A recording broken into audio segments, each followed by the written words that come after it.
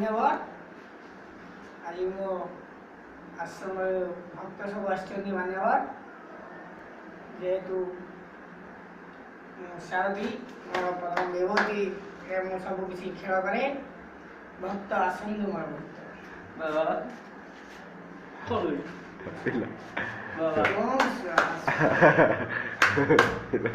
କୁହନ୍ତୁ ଭକ୍ତ ବାବା ଆମର ପିଲା ଛୁଆ ହଉନି ଭକ୍ତ ମୋର ପିଲା ଛୁଆ ପିଲା ଛୁଆ ହଉନି ତମର ସ୍ୱାମୀ କୁଆଡ଼େ ଗଲେ ସ୍ୱାମୀ ନାହାନ୍ତି ବୋଲି ପିଲା ଛୁଆ ନାହାନ୍ତି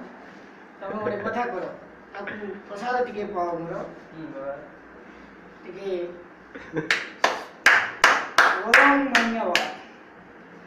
ମାନ୍ୟବର ତମର ପିଲାଟି ହେବାର କାରଣ ମୁଁ ଜାଣିପାରୁଛି ଯେ କି ତମର ସ୍ୱାମୀ ଯିଏ ହେଉଛନ୍ତି ପରମ ମାଡ଼ିଆ ସେ ଘରେ ରହୁନାହାନ୍ତି ସେଥିପାଇଁ ତମେ ଆମକୁ ଆଶ୍ରମକୁ ଆସିବାକୁ ପଡ଼ିବ ଡେଲି ପ୍ରସାଦ ନେବ ମୋର ଯେଉଁ ପ୍ରସାଦ ଭାରି କାଷ୍ଟଲି ଦାମ ମୋର ପ୍ରସାଦ ଆସୁଛି ମାନ୍ୟବର ସେଥିପାଇଁ ସବୁ ଆମେରିକା ଲୋକ ଆସନ୍ତି ଦେବା ପାଇଁ ମାନ୍ୟବର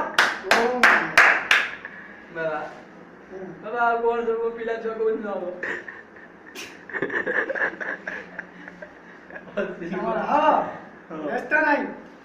ତମେ ମୁଁ ବସନ୍ତୁ ମାନ୍ୟ ଆପଣ ଏମିତି ପୁରିଲେ ମୋର ମାନ୍ୟଟା ଉଠୁଛି ସେଥିପାଇଁ ମୁଁ କଣ୍ଟ୍ରୋଲ ରହିପାରିବିନି ତମକୁ ପ୍ରଥମ ମେଡିସିନ ଦେବି ମୁଁ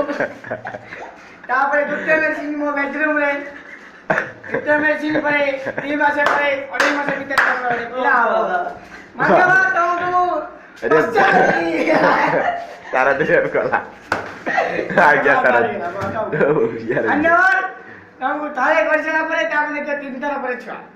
ଓକେ ମାନ୍ୟବର